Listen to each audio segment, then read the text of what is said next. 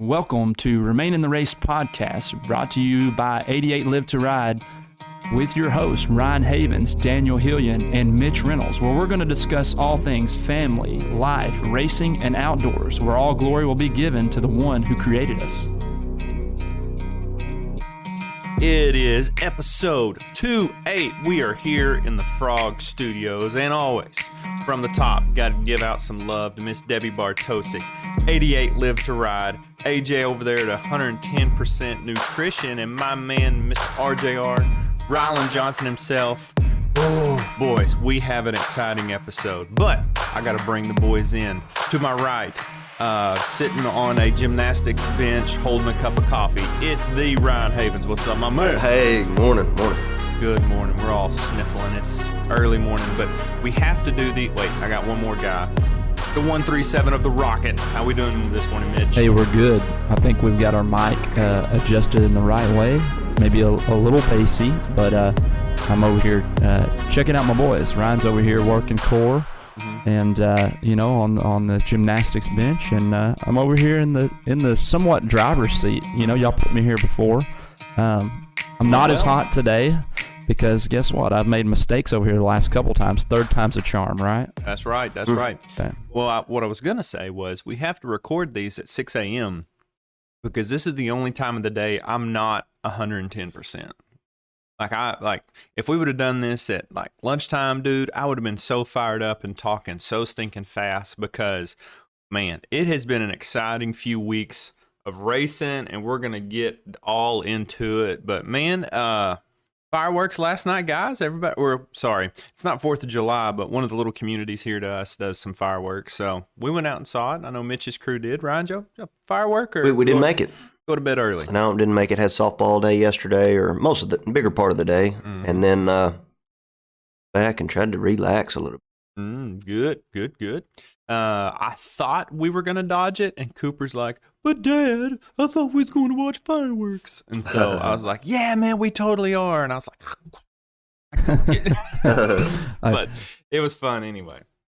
Good times, boys. Well, dude, this is going to be a good episode because we're going to do our Builders Brawl installment number 3 with the Jim Glenn, the JFG Racing 314 machine, even though we were on the number 8 that Medlin rides over in the East Coast EDT. That's right. But we're going to be on Jim Glenn's machine.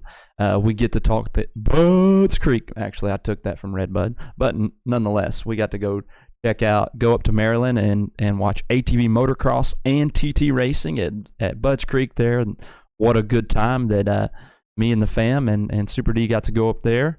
And then we will talk about some Midwest at Belleville and give an update there. So it's going to be a good one, guys. Yeah, absolutely. It's going to be a fun time. So you want to just jump right into this thing? From top-of-the-line athletes to weekend warriors, 110% Nutrition has the supplements, the knowledge you need to take your fitness to the next level. They are now the title sponsor of the NE-EDT series for the 23 season and work with some of the top pros in the sport like Aaron Medlin, Brad Riley, and Amateur Rider of the Year Tanner Terry. Check them out on the web today and make sure to use our code REMAIN at checkout for a discount. Work with the guys that support the sport that we all love. 110% Nutrition. So, our host for the Builders Brawl, Mr. Havens over here, hit us with some questions, man. We're going to jump into this thing. All right, well, let's get started then. So y'all... Wait. Let me back up. Sorry. So we had originally, with the schedule of the motocross race and the TT race, we'd kind of talked to Sean and Jake a little bit, and they were like, hey, we've got to... During intermission, we'll give y'all some time, where you can ride and do your thing, because one, yes, we do want to ride these different machines and talk to the builders and, get their name out there for sure. But at the same time, we also, want to help build the sport. So that's one of the things that, when we rode Keisters, we're like, hey, if you like to slide the bike around a lot, man, go talk to Steve and Garrett. That's how they set their chassis up. Whereas if you're more of a drive it into the corner type of guy, man, go talk to CJ and Brian Robert and Pep. That's how CJ's bike is set up. And so as much as we're trying to, have content for the pod, we want to see this sport grow. And so that's what we kind of had a little spot worked out for us. Well, then it came a toad strangler. For all you folks that don't know, that's a lot of rain. And hail and wind. Blew some trees over, for about 15 minutes, Ryan. I mean, it was just crazy storm, and then it was gone. And so I know Friday night they didn't get to practice as much, which that meant that the track was a pond, and so they really had to work it a lot Saturday morning. So everything got pushed back, and so we ended up not being able to have that time like we normally have, like we've had at the other two races, which that's okay, man. We're flexible. We can. And so then we're trying to figure out, well, hey, when can we ride? And so ended up, Mitch and I both rode the pro class. Oh, wow. So Mitch rode Heat 1, and we go to sign up, and we're like, hey, we need to sign up. And the lady's like, okay, what number? And we're like, it doesn't matter. We're not getting scored. You know, the whole thing was just hilarious. I said, we want to sign up for the pro class. You know, I haven't ran yet. We want to run the heats, and we'll sign up if y'all let us. She said, sure. I said, and I'll tell you what this is about after you get us signed up. She said, so what number are you? We're like, sure, 8. And she's like, well, this is a popular number because Medlin's 8. And Mike Allred is coming over from ATV Pro MX. He's number 8, but he was going to be 8/ or something. Yeah. And so we're like, okay, you know, how about 8X? Oh, well, that's taken. Anyway, so I think I ended up being 87 with electrical tape. We couldn't be 18 or 81 because that's the Moore brothers. That's the Moore brothers, yeah. So I was 87 and you were 8X. And anyway, there's a little bit of a scoring discrepancy if you saw the score sheet. Super D went back out there, slipped out there in the pro class or something. Yeah. In the main. We didn't go out for the mains, okay? We started from the back row, Son of Thunder. We were on the back row, and they were like, no, come forward. And it's like, no, I'm not going to get on the line because we're doing a builder's brawl here. We're not really racing because we knew when the light went green, like your racing brain, which we jumped out there anyway. Super D jumped up to 3rd on the start. It's like, uh-oh, here we go. Well, that's what I told Mitch. I said, well, if I get a good start, I may want to try. At least try. It was short-lived, I promise. But it was short-lived to the second corner when he ran up on the tire. Yeah, it was great. Yeah. Even Eric Ashcraft on the live feed, he's like, and looks like Super D's going over the Uke tire. You can't do that in this sport. This is not cross-country. I was like, it'll be all right. But, man, it was. So, anyways, Ryan, that's how we were able to do it. We were able to get in some laps that way. And honestly, I'd do it all over again. It was a lot of fun. You know, just being able to be out there on the line, and there's people all up and down the stands. And I'm like, dude, watch our builders, bro. I didn't even look up there. No. And we had to do a restart. A couple guys tangled up in the first corner, and we're getting ready to restart. And I look over, and my buddy Tevis Witt, I see his phone stick through the fence, and I started waving at him, and he's just shaking his head. So he sent me a picture, you know. So I've got a picture of me on the line with the pros. Granted, I'm on the second row, but it was still cool. But you were in there. Hey, before we get into the questions, let's talk about what is comprised of this build. So this will be our only carbureted TRX450. That's right. So Jim Glenn does 06 plus with the TRX. We've been riding hybrids so far. So this is not a hybrid, Ryan. This is the old standard TRX. It's carbureted, Fireball A-arms, PEP shocks, Wrath swing arm, and a DASA motor. DASA motor, Danny Walton doing the carb on that. And Jim, dude, by the way, Jim Glenn and Miss Glenn was there, got to meet Jim's son. They are the nicest people on the planet. You've mentioned it before. You said they'll give you the shirt off your back. Yeah, go in the motorhome, whatever. But whatever. I mean, they were so, and it's, hey, we got some dinner over here. Y'all come on over. And I'm like, this is what I love about this sport. Yep. Is Jim doesn't know me from Adam. Met him one time, you know, we've crossed paths, you know, but he literally just throws open the doors and he's like, whatever you need, you make yourself at home. Yep. And just so easy to visit with. And so if you're a guy that's getting into the sport and you're curious on setup or you're struggling, go pick Jim Glenn's brain. He's been in the NASCAR R&D for a while. Like, he knows what he's talking about. Go over and visit with him, and he'll talk and visit. It was, man, I can't thank them enough for, it was kind of a furious, you know, like hour, because it was like, we're racing, we're racing. And so we're scrambling and running and jumping, and then it was over.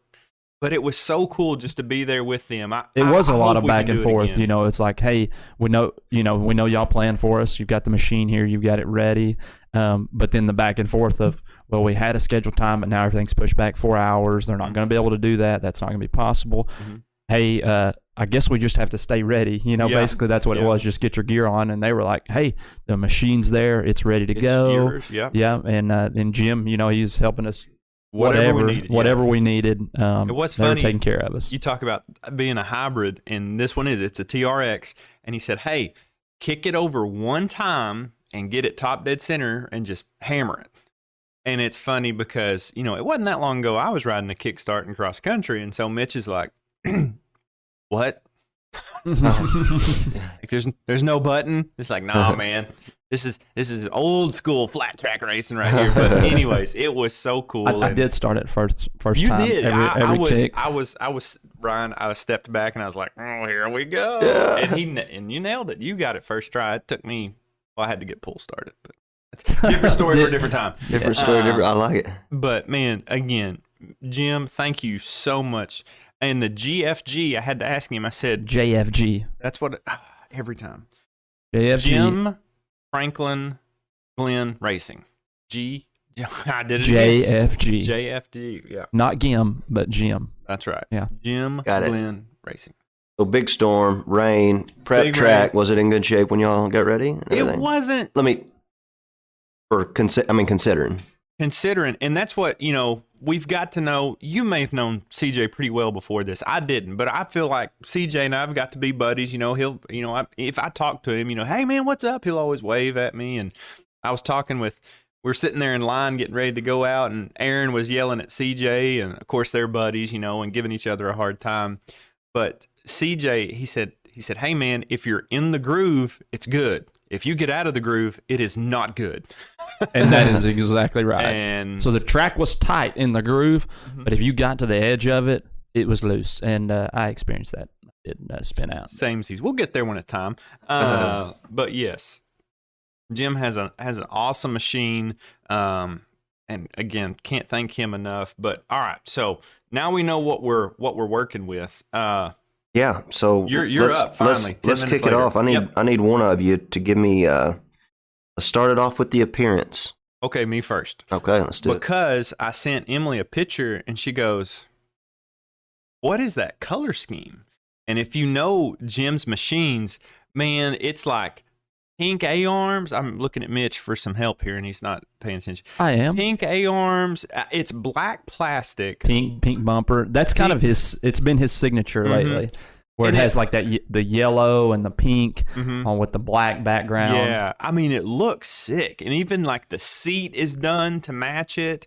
The graphics are all real bright, so it's like a dark undertone, but then bright. You know, stickers and graphics get on top. I think it looks cool. It's not particularly my jam, but I'm like, there's no doubt there are two machines in the country that look like this, and they both belong to Jim Glenn. That's right. Unique would be the, It's you know, it's unique. like, it's got to be his signature. Yeah. That style is his signature with that pink bumper, the pink Nerf bars, and like you said, the dark undertone, the black with the yellow and the pink on the graphics and stuff. And Hannah, his daughter, she races too, so I don't know if she helped in designing that with the splashes of pink or not. But yeah, unique would definitely you know it's a Jim Glenn machine. Yeah. No doubt about it. For me on the appearance, you know, it's just, man, I think it's cool. I think it's really cool. So are we scoring this right now? We're scoring it. Yeah, let's. Yeah, I mean, I'm going to go live when you score it. Your score's going in right now. Well, kind of so when I first look at it, it reminds me of the era when I was born, the 80s. Oh, and so I'm going to give it an 89. An 89. Yeah, okay. Because it kind of has that psychedelic. It's just cool. It's unique and cool. That's what, I went the same. I said 88% is what I gave it. I was in the 80s. My score was in here, man. I'm looking right at it. You know, That's crazy. We don't talk before this. Like we ride, and then Ryder was there with us as we got off, and I went to say something, and Ryder's like, "Save it for the Builders Brawl." And I was like, "Oh, okay, Ryder." Like that. Yeah, I mean, we want it to be real live. I mean, as you're hearing it, Ryan, that's when we're discussing it. So it's cool that here we are, the third thing into this thing, and I mean, on appearance at least, we're in agreement. So I know. Yeah. Well, okay. Let's see what if y'all do any agreeing on the chassis. What about that? All right, you first. Mitch, you want to start me off this time? all right, so I'm just going to jump with my score first thing, and then I'll kind of explain from there. Okay. So I gave it an 86% on the chassis. Okay. With the front end, it was very planted. Like it actually, the steering felt tight, like it had a steering dampener on it, like what you would run on motocross or cross country, but it didn't. But it was like it was real tight, and then it would all of a sudden turn. Now, mind you, I ran LTR front end, so my steering was different than this. So I'm guessing this is a 06 plus spindle stuff. Right. But so that he did tell me that. He said it's a 06 06 plus spindles. So that's kind of what I felt was that, you know, it was, the front end was planted, but the steering was just like, it won't go, whoa, it'll go.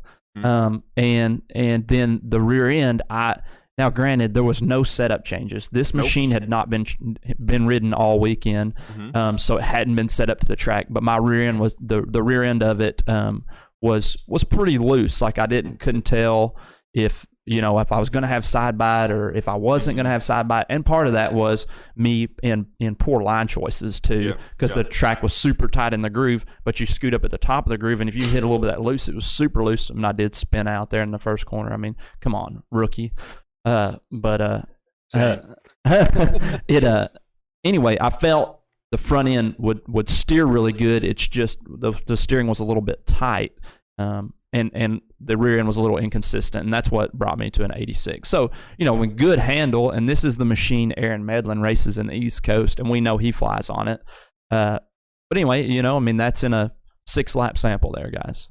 Yeah. So I got to interject. So if it's in the groove, is what you said? Is that what you said? So how do you make passes on a track that seems like it would be one lane? That was the sorry thing about this track. Okay. I mean, I'll be honest. It seemed kind of, but I was like, for the amateur classes, it was basically start cross. So whoever got the start, you hold a good line, you're probably going to win. Now the pro class, the Joker lane did. It was, but it wasn't a factor. Like, not like it could have been. Let's put it that way. That's right. I mean, basically, Aaron put it this way. I asked him after he'd ran practice. I said, Medlin, how's the track? He said, well, you're either going to have to use your bumper or force them into a mistake. And I was like, well, expound a little bit on that, Pressuring somebody to make a mistake. So basically, you're going to bump the rear tire and force them into a mistake is what I get. A one-line track. I mean, it was good they got it together. But overall, in my opinion, a pretty sorry layout. There you go. For me on the chassis, now one of the things I did like was when I first jumped on your machine, Mitch, last year, even when we had it in your shop, I'm just walking around looking at the front tires, and I'm like, okay, these front, like something's weird, like just the eye test, and it wasn't like I had to look at it for a little bit, and I'm like, what is going on? And Mitch, you laughed, and you said, well, that's a Jim Glenn setup, and I was like, oh, okay, so I was excited to ride this, his bike, because I knew, okay, this thing's going to be set up a lot like Mitch's bike was. And so I felt super comfortable on it, right away. One of the things that Jim did tell me was on the Fireball A-arms that he likes is the Heim joints are adjustable and the ball joints are adjustable. And he said, this is just a personal preference. He said, I think he knows the builders or whoever does Fireball. And he said, I just like it because I feel like it gives me some more adjustment, whereas like Garrett's bike and the Element 44, they only have adjustment in the Heims, if that makes sense, where the A-arm attaches to the frame. So on JB stuff, it's adjustable as well. Both ends are on the JB stuff, but yeah. So there was that, and I did notice I was kind of, I'm always walking around looking, and I don't remember what link he was running under the rear end, but it was long. I remember just looking, I'm like, boy, that link looks really long under the rear end, but it still felt pretty well. And like I said, for us just jumping on it, going and doing some laps, I thought it worked out. to me, I think part of it was the track, like you were saying, Mitch, like trying to find, traction with the front end, but then the back end was really loose. That could have been, maybe we were running a little too high air pressure. There's 100 different things it could have been. Absolutely. And so I'm kind of like you. I mean, again, for just jumping on it cold turkey, and that's the thing. Well, that is, hey, the air pressure we put in there, we just went with what Jim said. That's true. I never went that high. I never ran air pressure. Yeah. So, that definitely, now We're that just you going mentioned with what that, we did. factor that in. So, and that could have been it too. But yeah, it was, I enjoyed it. It was comfortable. It didn't just wow me like, oh man, this thing set up, and there was a few things, that, I've noticed that, Garrett's bike had that this one didn't, and some things that CJ's bike had that this, didn't. But I'm right there with you, Mitch. I gave it an 85, a good solid B+. Enjoyed the ride, like O'Neill Racing. Yeah. got it. All right. Well, moving on here. Let's move into some braking. Oh, I'll start here because I spun it out and couldn't get it started back. So it did stop. And again, I'm going back to being able to ride Garrett's bike, and just those Behringer brakes are just next level. And so I think I gave what did I give CJ's on braking? An 85. Yeah. Yeah, I'm gonna stay right there. I mean, it was the same setup. It's all factory, 06 front end, rear end. Yeah, and it would stop once you got off the ice. Kind of like y'all rode like the best brakes right off the start there. We did. Yes. The best braking I mean, I've ever brand or whatever y'all. I mean, I'm trying to follow. Behringer. So if you're looking for some new rear brakes for your bicycle, because we know you don't need front brakes. Yeah. Just need rear. Just rear. Just Behringer. Behringer. Yeah. Now, it might cost you more than your bicycle cost. Oh, crap. But you'll stop. You will stop. Yeah, so I'm gonna give Mr. Glenn's an 85. It's the factory Honda setup. It did what it needed to do. Again, it didn't wow me. I was just like, hey, this is what I've rode my whole life. Yep, 85. Rocket. Yep. Same here. Yeah. I have nothing to add to that. Yeah. An 85 is exactly how I scored it, because it definitely was comparable just to CJ's. That factory braking, the brakes worked. They were good, but they weren't next level like we saw with the Behringer. Gotcha. With the banner. Yep. All right. What about some throttle and engine? Mm-hmm. What you got there? Go for it. All right, so MTR is going to take off here. I gave it an 85. Now, let me tell you, I thought this thing ran awesome for a carbureted machine. I've mentioned on this pod before that I've been on a hybrid. I'm used to the fuel injection. The throttle response is immediate. You've got power when you want it, where you want it at all times. I felt this motor actually had very quick response for a carbureted machine. But the difference was I'll ride in the bottom of the engine some in the infield when I'm loose like that, like I was there.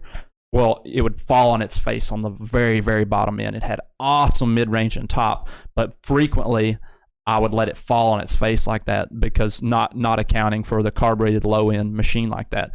But overall, I mean, the thing ripped off the line. Mm-hmm. I was super impressed, but I didn't do any starts with it or anything. I haven't done a whole shot in however many years. I feel like, and I got up there on the second line, and I squatted a little bit, and boom, that thing rocketed out, and I felt like I was like right up there in the middle. I actually let off going into the sweeper because I'm like, I don't want to be up here in the. Yeah.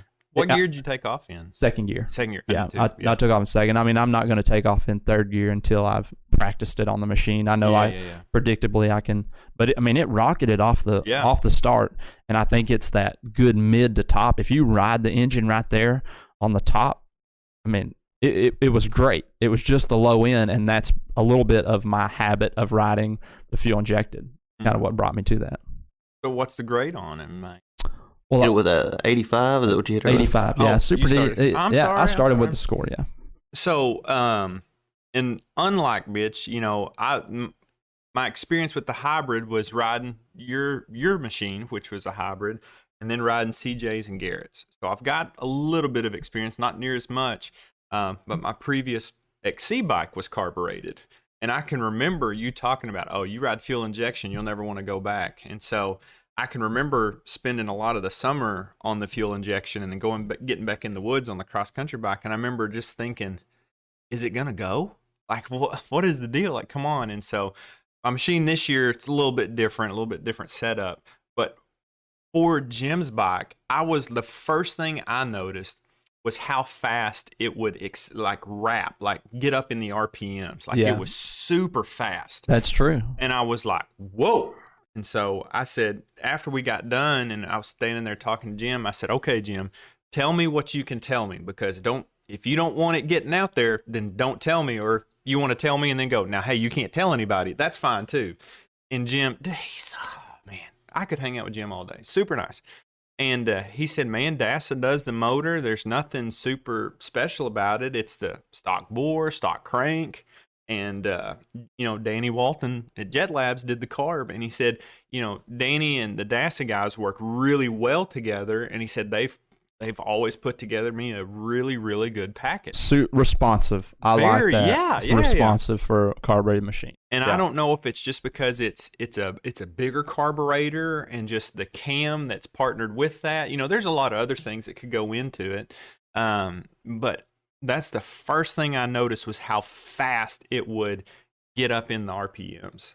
And the power was smooth. The TRX is never known to have a hard hit or anything.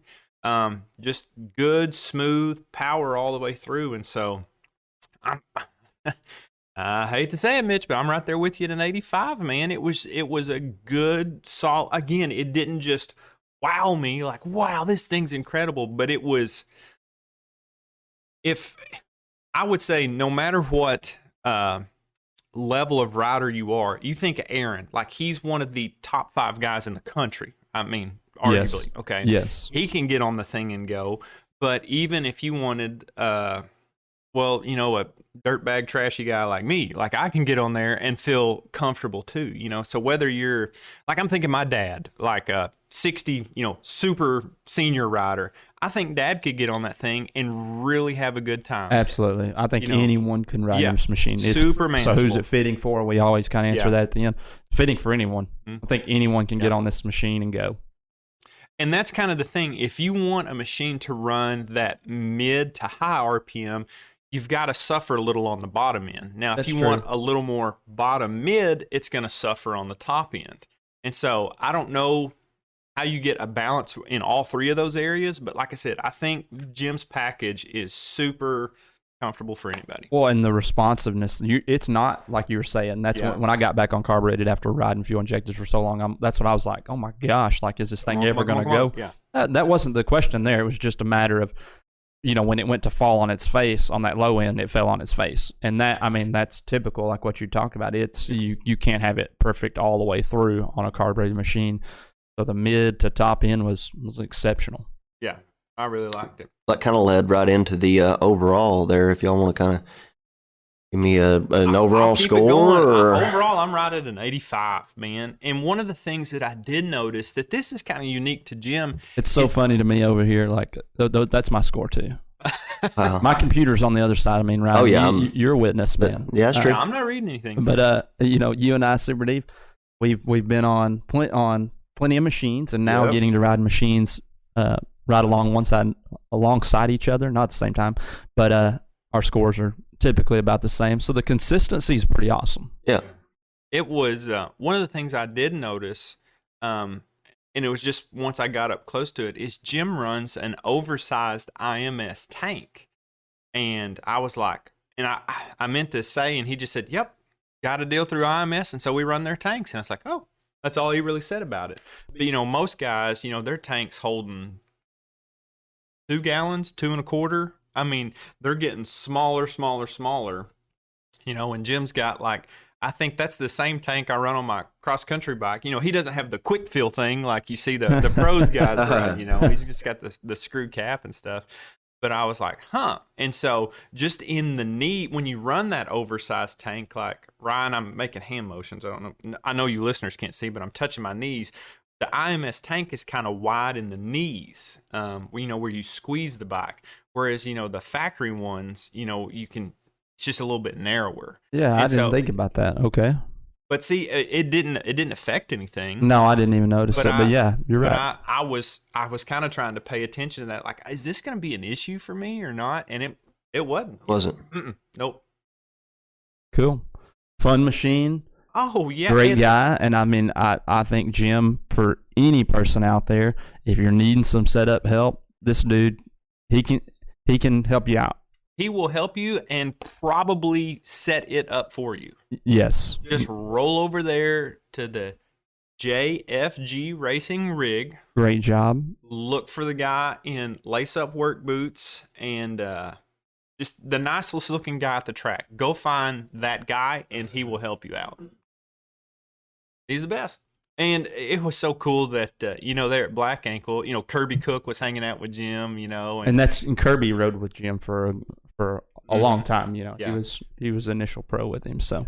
Man, it was super, super, super, super awesome. And man, I can't thank him enough for giving us an opportunity and really made the experience a lot of fun. Awesome. Sounds like you had a good time. Yeah. Had to ride a nice bike, so. Well, tell you what, let's catch a pit stop here real quick. We'll regroup, and we're going to come back here with some, do I have some stories? So, well, I'll leave it there. Let's catch a break, and we'll be right back. 88 Live to Ride is a nonprofit foundation invested in the protection, education, and safety advancements for all riders involved in ATV racing. One way you can support Miss Debbie Pard-Tosick over there is to log into smile.amazon.com when you're making all your purchases there and select 88 Live to Ride as the nonprofit you would like to donate to. Again, that's smile.amazon.com and 88 Live to Ride. All right, man, let's jump into this madness, mental, psychotic, you don't have brains motocross talk because wow, he really worked that one up. Oh. This is my first motocross. Like, we had a little thing. Even Kevin Allen talked about it. When he raced motocross here in Arkansas, there was a couple little track, but nothing, not Bud's Creek. I'll tell you, motocross, and not I'm an Arkansan through and through, but not to hate them Arkansans, but in Arkansas, you don't know what motocross is. Yeah. I've only ever ridden like 2 motocross tracks here. Yeah, that I would consider motocross tracks. Right, and so you want me to start at the top? Like what I thought. That yeah. I mean, you were going there. Okay, so we show up at the venue, Ryan. Got Pro ATV motocross going on over here.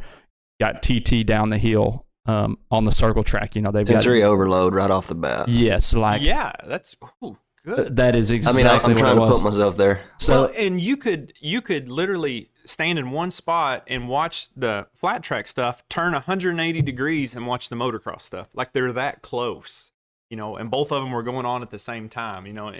So yes, sensory overload for sure. So I don't know if y'all saw it, but Gloop from Rip It Up Films, he had posted a picture of me on there for Father's Day, or quite a few fathers. Okay, but I was just one of those in there. But so I have Remy on my shoulders, and I think this pretty much describes it. I mean, I had just smiling ear to ear. I was in heaven, all weekend. I was just going crazy, right? Yeah. Remy's like, she's got some sort of look like, I don't even know what's going on. Ryder's looking this way, River's looking this way. I think that picture kind of describes what it was at Bud's Creek. It was just like, I mean, where do I look? Where do I turn? There's racing going on everywhere. There's people to hang out with, and in the motocross world and the TT world, even though they're both in ATV racing, they're very much separate. Mm-hmm. I mean, there are some people who go both ways, but they're separate vibes. It was different to see that mesh together, but then figure out like where you want to find yourself. It's just like all over the place. So it was a lot for me because I've been to countless flat track races. Same song, different dance. Or different dance, same song, whatever. Yeah, sounds it works. We're rolling up, and of course, everybody, all the pros and everybody knows, hey, Mitch, what's up? And I'm like, dude, he's like a celebrity. Like, he's a legend, man. Wait, were you referring to me? Yes. Oh, or the other way. How'd you take that, Ryan? I I honestly, I thought he was talking about you. I thought really he was did. talking Yeah, about I was me? pretty sure. Were you talking about me? In a Confident. good way, yeah. Oh, okay. Everybody's, hey, Mitch, what's up? And I'm just like I'm like the fourth kid that just kind of, I'm with, the Reynolds Hey, look, family, and I'm just smiling. And That's the way I always did. Yeah. I'd be at I'm the new kid. That's my buddy. That's my buddy. Yeah. They remember has-beens. Okay. What? I mean, you think of, well, I'm not Mason Jackson's level, but you look out there and what Mason Jackson was doing. Dude was absolutely ripping. Oh, yeah. At one point, I could rip, So even though there maybe is not a lasting deal, like people remember that a little bit. I don't know. I'm not trying to. Well, I'm just saying my name is not on one of the pro rigs, and yours is. So that's pretty cool. That is That's cool. pretty cool. That's kind of special. I had to walk Super D over there and show him. So with that, I sat down and visited with Miss Debbie for 30 minutes, and you would have thought that I was her son. Like, just, hey, Daniel, how you doing? Just, hey, thanks for all the stuff on the pot. And I'm just like, Miss Deb, like, I just felt like I could go and we could have dinner together and hang out, like, just so nice. Always welcoming. Always. Jody, hey, man, what's up? And so talking to him about reconnecting with Jathan, and he said, man, I hadn't talked to them guys in a long time, and just so nice. Sat and visited with Chad Weenan, oh, hey, you do the podcast with Mitch. I said, yeah, man. And he's like, you flat track guys are nuts. And I'm like, no, sir. You, my friend, are psychotic. I ran into Gloop Rip It Up Films. Cool. We watch his stuff. By the way, you can go over and watch if you want to see what the torrential downpour and stuff. He's got a little bit of that footage, and then he shows Logan Stanfield like standing in this pool of water. And anyway, it's kind of funny. Logan's like, now we got some ocean or some lakefront property now. Lakefront property. And but if you see that and then how the racetrack turned out on Saturday, it's kind of amazing that all that turned out. But anyway, Gloop was like, "Did you have a podcast?" It's like, "Yeah, man. Yeah, you ought to check it out." I said, we know that's kind of the motocross world, and you're a motocross world man, but hey, share some TT stuff on Rip It Up. And he said, "I'm going to get it on there." And then notice he gave us a good old follow on there. So Gloop, shout out awesome. to Gloop. So what did the rain and stuff do to the MX guys? It don't. Perfect. It's okay. He said, perfect. Yeah. We were thinking that, and that's, I think Chad was the one who said it. Hopefully there won't be any dust tomorrow, and there was actually dust. I mean, they had to water it and work it, but the track, it shaped up perfect. But going back to Chad a little bit, so River hung out over at their rig for most of the day, and I told Danica, his wife, I said, hey, I'm going to ride. This is when we didn't know when we were going to get to ride. I said, I just don't know when. I said, it could be midnight or 1 before I'm back. She's like, oh, no problem. We'll put her to bed in there. Just come get her.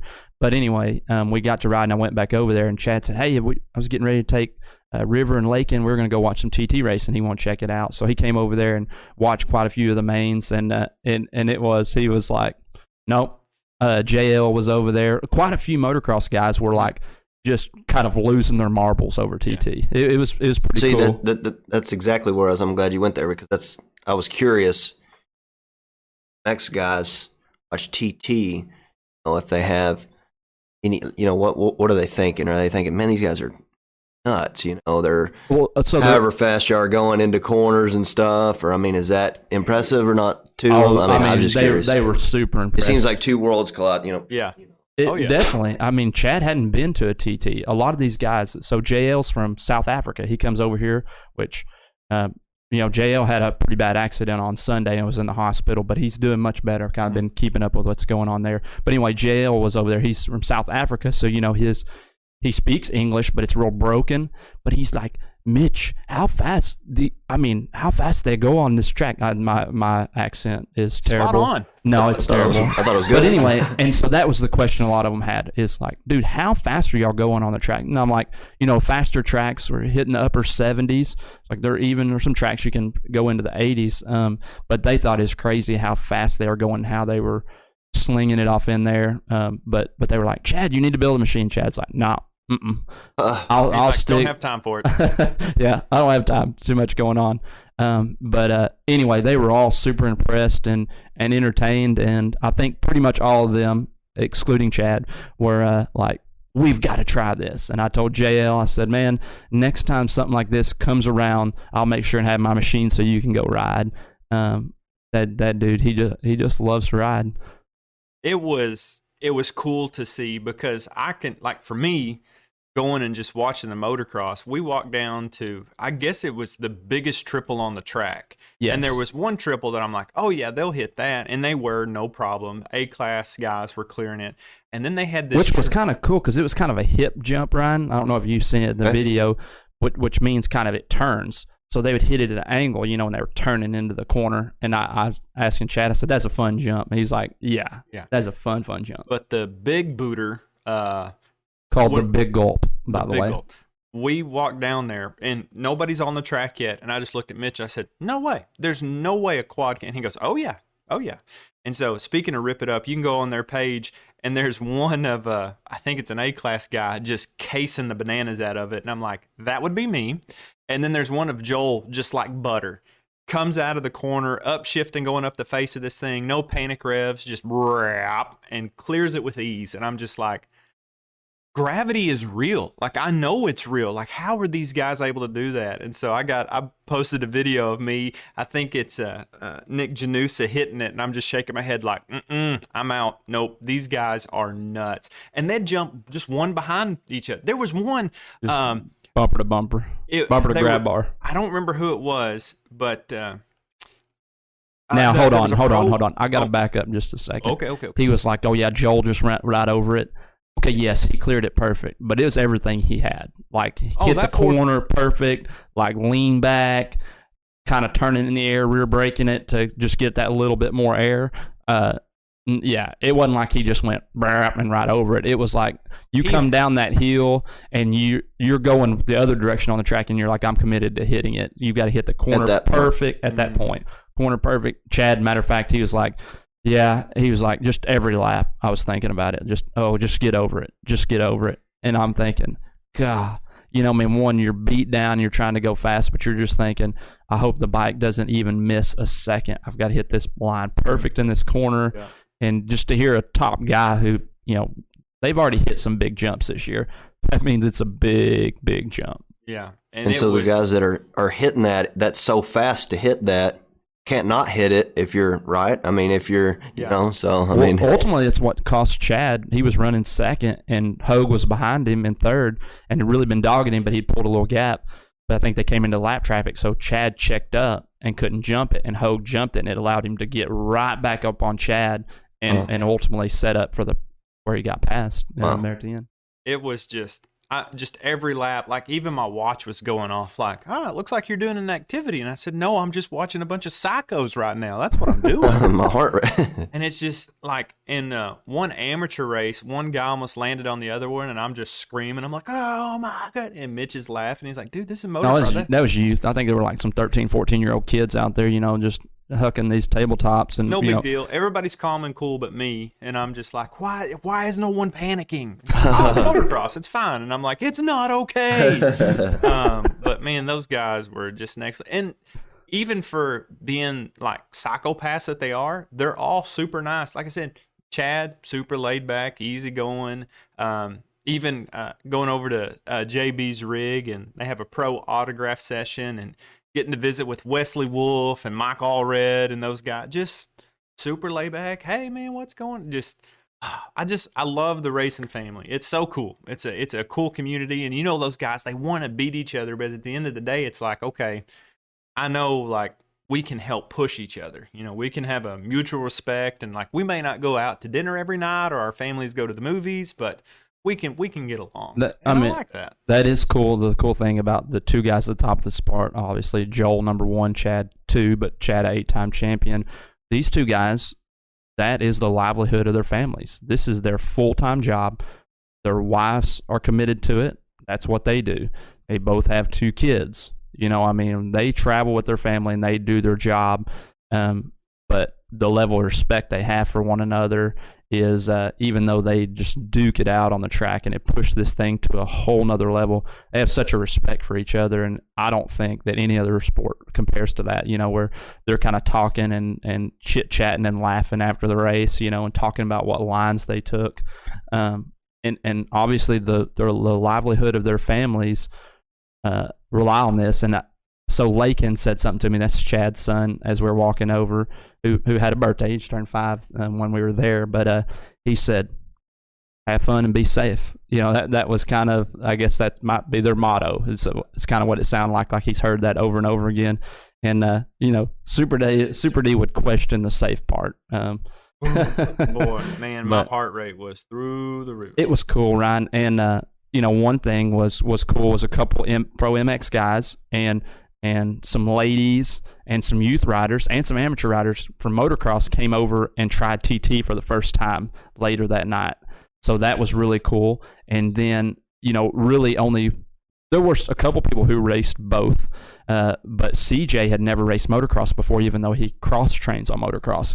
And he went and raced Moto 1 of Pro-Am on Sunday, and actually had he ran top 3 for quite a bit of the race. But he said the length of the race he said it was brutal. Like his body was broke down. I think he ended up 7th in his moto, which is impressive. A guy who's never done a motocross gate drop. We know what he can do on TT. Right.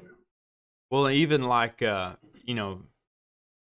ran the Pro-Am class, and I think Moto 1, he didn't race Moto 2, but got 7th in Moto 1. That's what I just said all that. Were you paying attention?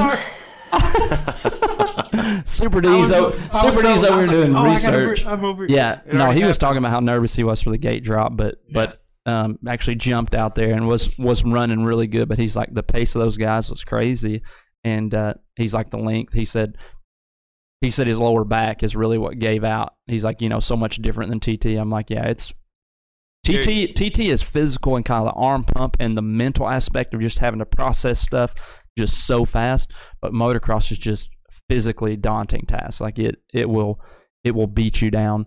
But Ryan, they had a cool thing there called King of the Creek. So they're going to award this to people who kind of did both and were the top finishers. So in the pro, they actually split it between CJ Robson and Mike Allred, because CJ swept the weekend. He won the Pro-Am class, the Spec Tire. He won Pro-Am Unlimited. He won Pro. CJ was on it. Mm-hmm. Allred got, I believe it was it 10th in motocross, and then came over to the TT side of things and ran Pro and got 10th on basically a motocross setup. Wow. He had TT tires on there, and Jamie had put a sway bar on there for him, so he at least had a sway bar. But that was cool to see a couple of guys do that. But they awarded the pro to CJ and Mike Allred. Then in the women's class, I talked to them, the Osbornes. Kenzie Osborne got Queen of the Creek because she won the WMX, which is the pro women's, and then came over here, and first time she'd ever ridden TT, she got 4th. And that class is stacked. For her to step in there and get a top 5 and actually be pressuring for a podium there at the end was impressive. It really was. Wow. I talked to her dad, and he's like, she's been so excited about this. He said, we were actually on the gate for Moto 1 and WMX, and she looks over at him, and he's like, how you feeling? She said, I'm just ready to go ride TT. So it's like she had her job to do, which she did well. She's dominating over there, by the way. She's rolling. But it's funny to hear that, just that quote from her. Is like, she's on the line, you're jittered and all locked in, and she's like, I'm ready to go ride TT. So that's pretty cool. Yeah, it was exciting to watch that class because she was riding Joey Mickley's bike, and we've got to be good friends. And that helps things. Yeah, getting to ride, got to know Joey a little bit. And so Melissa Torchio is just next level.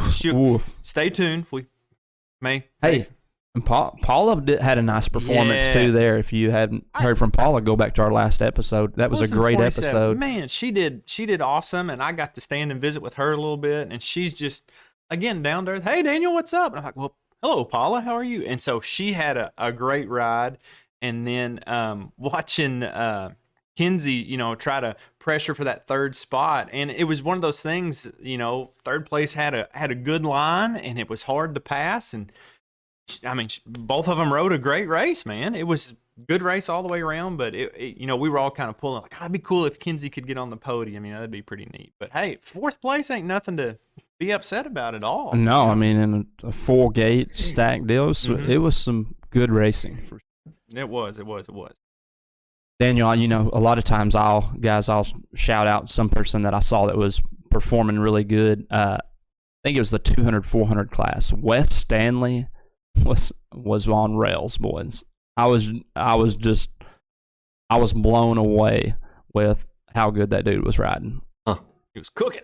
Yeah, he was cooking it. But man, guess we better hit some results before we move out of this. Y'all got anything else y'all want to talk about Budge Creek?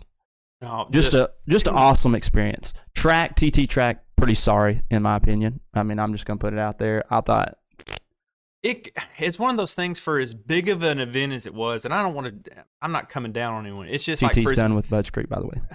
For as big of an event and as many eyes that were on that, now I know the weather played a part in it too, so I'm trying to give everyone the benefit of the doubt here. I feel like it could have been a little bit more, and it was crazy for the amount of rain that we got, Ryan. The first practice was so dusty you couldn't see.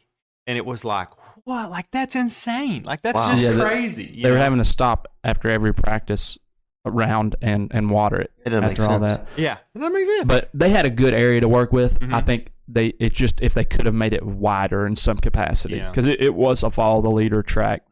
Pretty fun to ride, but just not a good oval, racing track. But it's a I don't know, I'm doing with my hands. It's a tight oval. Like, it's not. It's more rectangle than square. Does that make sense? Like, the infield is really narrow.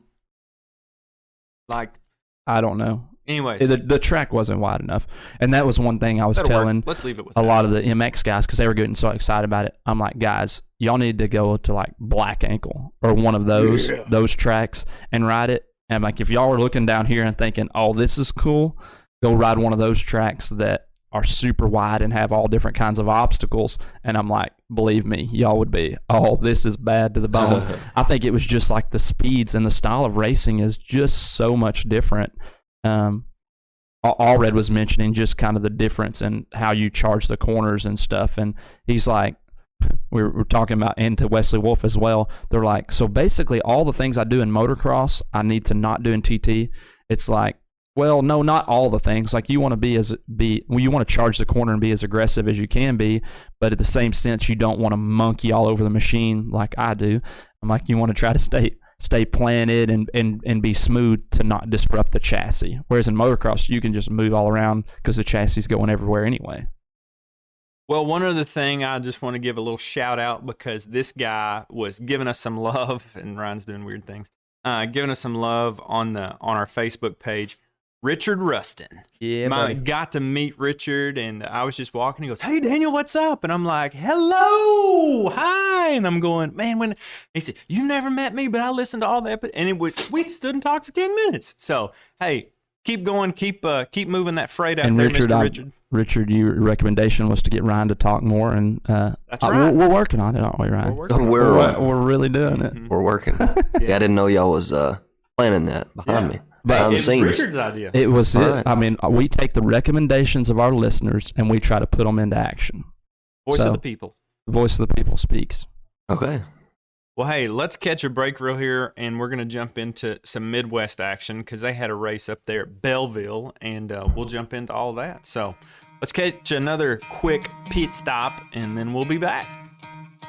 Hey, here at Remain in the Race, we're all about Ryland Johnson Racing. For all of the aftermarket needs, from grab bars and bumpers to heel guards to complete custom builds, give them a visit at RylandJohnsonRacing.com. All right, boys, let's jump into some Midwest action. A few weekends ago, up there in Belleville, Illinois, and Dust Bowl. Wait, you say, is it Illinois or Illinois? Illinois? Sorry. It is Illinois, but that S just throws me off. And then the people from Illinois are be like, well, is it Arkansas? So I get it, man. I'm sorry. Belleville, Illinois. There you go. BET, Belleville Enduro. Yeah. Track. So they had planned on going back up to Iowa, and there was some schedule conflict. Something kind of came up, or they had a makeup day. Anyway, regardless, race gets moved to Belleville, and I'd seen some video and stuff, but it was cool that Dad went, Kevin Allen went, Connor went, and so to get kind of some firsthand responses from those guys was pretty good. But it sounds like it was a bit dusty, but how about the short track there on Friday night? They always do an oval, short track, Ryan, and our man Trent Powell. Trent holding it down again. That's right. All right, Trent. Trent, Hey, we're the making it Trent happen. Troopers here. That's right. And so that was exciting for Trent. And so then jumping into Saturday, I think it was the Open Pro class. The Open Pro, Jace wins. Jace White wins. I watched the GoPro of CJ there. God, those boys are cooking. Mm-hmm. And CJ was just riding his grab bar, boys. It was it was something just to see. So you know, I'm kind of seeing, even though I've raced both, I'm seeing different vibes in the tracks, like how the tracks lay out of Midwest versus the NE-EDT. The NE-EDT is going a little bit more back to that extreme dirt track where they're having, you know, more jumps and split lines and stuff. And in the Midwest is more kind of back to that traditional type of TT where the surface is always a little more flat and slick. That's just the two different vibes there are. So it's I'd be curious to see kind of how the East Coast EDT is shaping up well. But that track is a sliding track. They have 1-2 jumps on the track, but for the most part, a sliding track. And just to see Jace just back this thing in, he's like 50 yards from the corner, and he's just backing this machine in. You know, from CJ's first person point of view, it was really, really cool to watch. But those were your 3 podium contenders all weekend. Mm-hmm. Well, I say all weekend. They had to cancel round 6 because maybe it'll be rescheduled because of rain. Right. But Jace, CJ, and Keister wins one, Jace wins the other, and CJ gets second in both. So Jace and Keister just flip flop back and forth. Tell you what, there. if you get a chance, jump on Facebook and you can go. You know, you want to be CJ's friend. I'm sure he would like to be your friend too.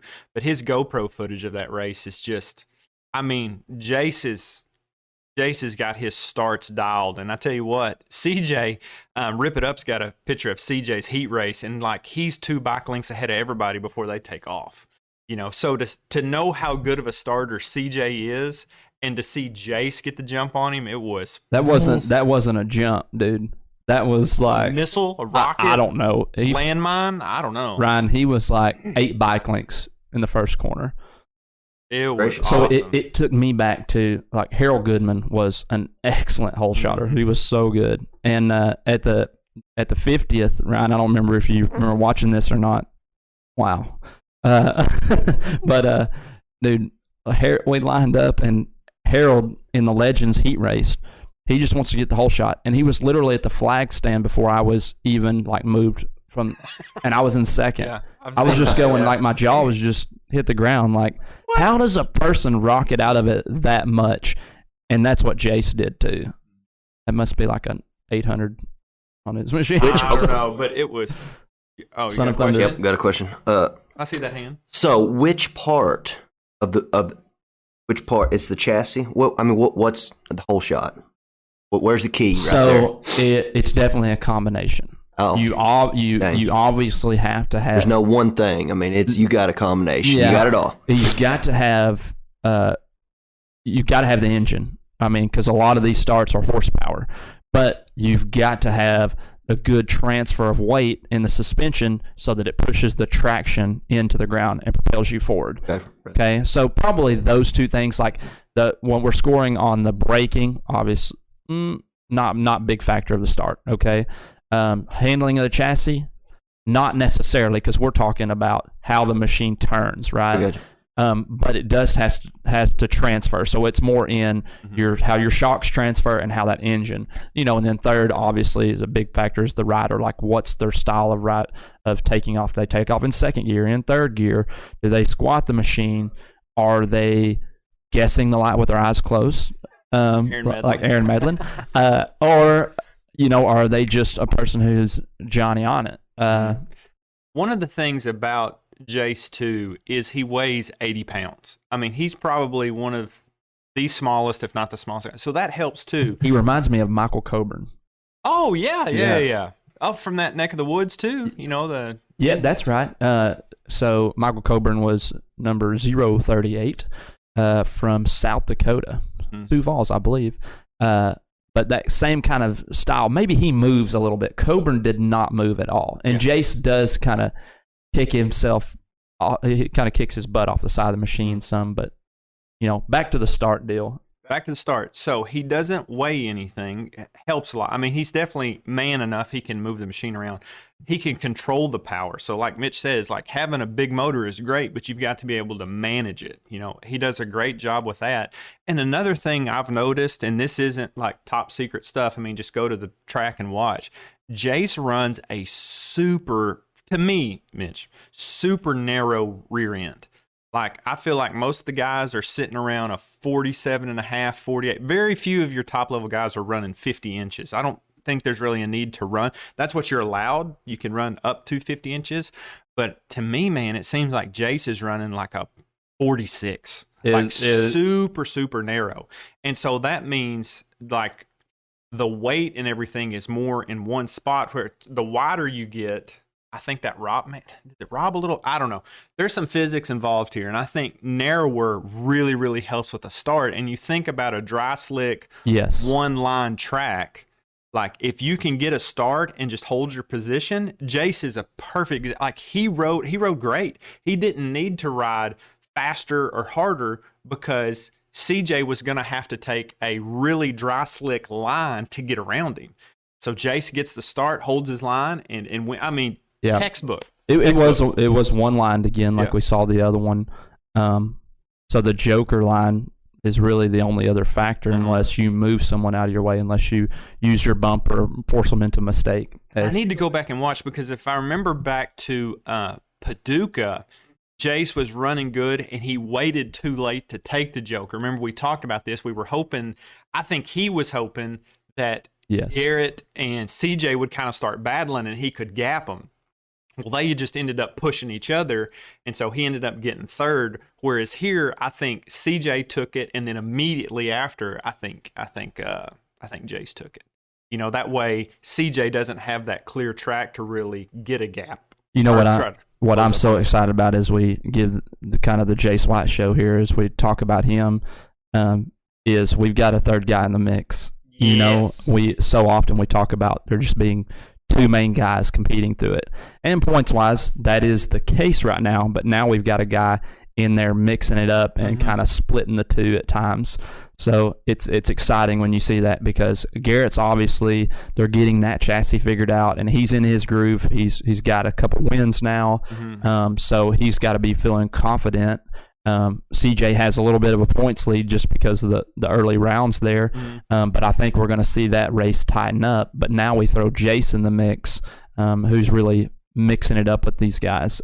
So it makes for exciting stuff. But man, I know we mentioned CJ a lot. We love the guy, but he is leading all three classes in the NE-EDT. And he is leading both in the MWEDT right now. So we're 5 rounds in and 3 rounds in. And, man, CJ is out.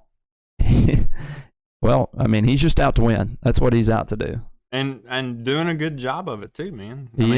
He's crushing it, riding 2 different machines now. Now his bike on the East Coast Series and what he's riding, for Greg are very, very similar. So East Coast, now that's a different series. Sorry. The new East, NE-EDT, East Coast EDT, and Midwest EDT. Hey, speaking of points in the Midwest Series, looks like our boy Landon Williams is in 5th and I'm in 6th. Hey, just wanted to throw that out. Hey, there you go. We got some ground to make up. We're only 400 top points fives, top 5 guys. Man, it is cool to see. And I want to give a shout out to Garrett. I know, they built a totally new chassis, everything new for them this year, and Rylan has really put a lot of time in with them, and they made a couple changes. You can go look at pictures and see if you can figure out what it was. I noticed it real quick, and I sent Mitch a pic. Sorry, that came out wrong. I didn't pitch anything to Mitch, but anyways, I said, hey, notice anything on Garrett's machine?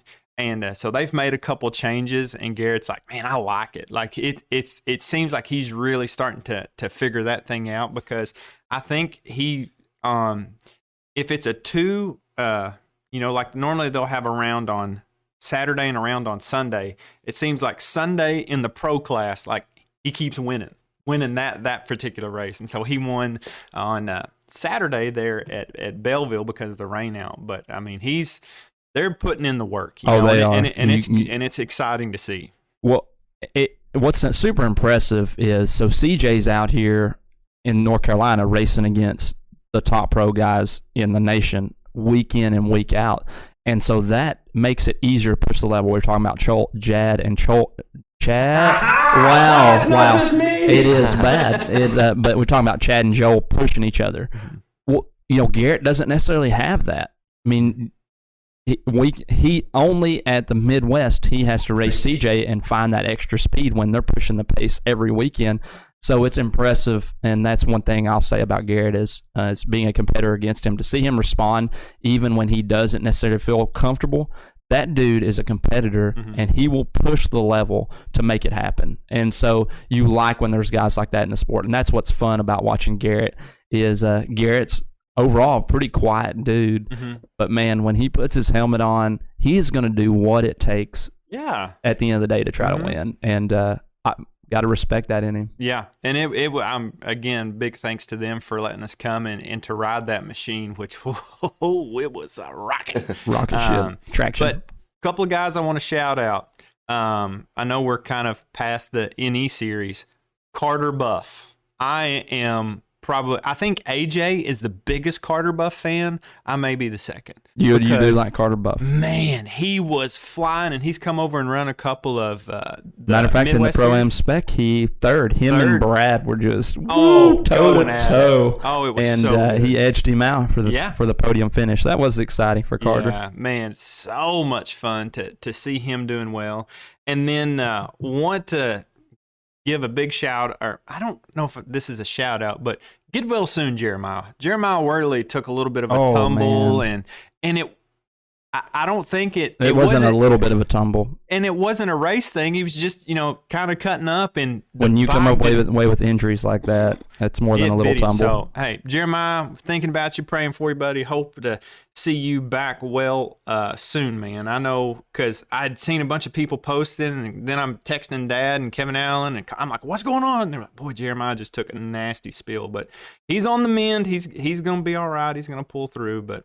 Man, get well soon, my man. And, it was cool that our boy, Dylan Cruisenberry came out to Maryland, made the trek out there. He was, and then we all got to work together and have some EDT church. We had a little prayer meeting and time of devotion there in the morning to get our Saturday morning started off right at Bud's Creek. So that was good.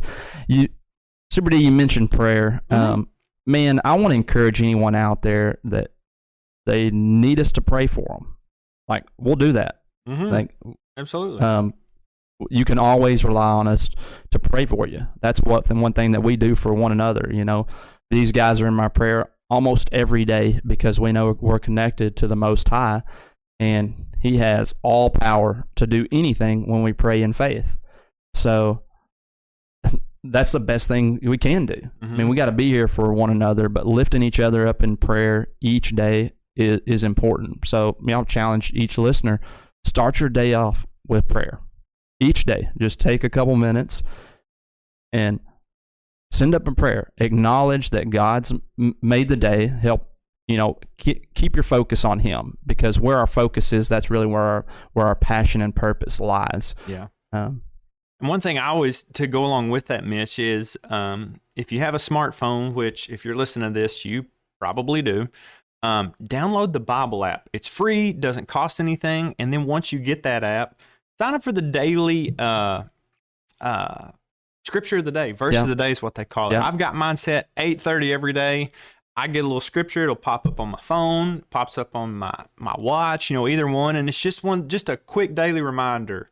Like, hey, man, I just need to take a few minutes here and just kind of reflect on, why I'm here, why I'm doing what I'm doing. And that's because, number one, I was created on purpose for a purpose. And two, it's to bring glory and honor to God, whether that's through this podcast, whether it's being a husband, a friend, whatever that is. Like, that's what I'm here to do. Absolutely. And so, man, those are simple, easy things you can do to help you stay focused, help your mind stay in the right spot as you're driving down the road. Like Richard on the road all the time, and people are cutting him off or whatever. And he's like, man, I like that Bible study. It keeps me focused. That's right. Really appreciate all the love and want to encourage all you listeners out there, man. We're here for you. If you need us to, pray for you, man, drop us a message. We're here for it. That's what And even though we don't pray for them on here, these racers that we mentioned, I make it a point to pray for these guys, and then anyone specifically that reaches out or gets injured, whether they know it or not, we're praying for them. Like I prayed for Jeremiah's healing, and we pray on a physical sense, but I pray on a spiritual sense. I want people's lives to be changed like my life has been changed. People to come to a faith in Christ and repent of their sins. That's ultimately what it's about. So, we pray, that's naturally what the world turns to in prayer is when someone's physically got something going on or tragedy going on, we turn to prayer. But we're all born with a need, with a spiritual need. And so ultimately, that's what we pray for. Yes, we want physical healing for people, but more than any of that, we want people to be spiritually healed and have that relationship with Christ. So yeah, it's the square peg and a round hole. It's like we're created with this desire, and the only thing that can fully and finally satisfy that is a relationship with Jesus. So there's all these things like racing's awesome, guys. I love racing, but it's not going to fill that emptiness in my life. And I love Emily, and she does a great job of helping me feel that, but it's not complete. Jesus is the only thing that fills that. Absolutely. Like Bud's Creek made me happy. Yeah. I was excited. But it only lasts a little bit. Yeah. In a couple of weeks, I'll have moved on from it a little bit, but that joy that we have in Christ is always there. And I think part of it too, Mitch, it's when you have that relationship with Jesus, there's highs and lows just like every other day. And anyone that, for those that walk with Christ and those that don't walk with Christ, it rains on the just and the unjust. The thing is that on those tough days, you know who you are because you know whose you are. Absolutely. And you're a child of the King. You know that, hey, man, even though today was tough, I know that I have a purpose, that God created me, and I'm here to bring glory and honor to Him in all those situations. So even though it can be tough, you've got that reason to keep doing what you're doing. Absolutely. And then keep living that with others. Yes. As others are on your heart, like reach out to them. I want to read y'all a text I got just a little bit ago.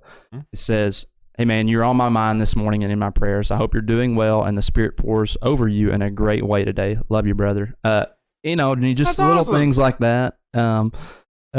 People you talk to on a daily or you don't talk to on a daily, when you get those, that probably took him a minute or two to stop and send me that text. But man, it builds me up.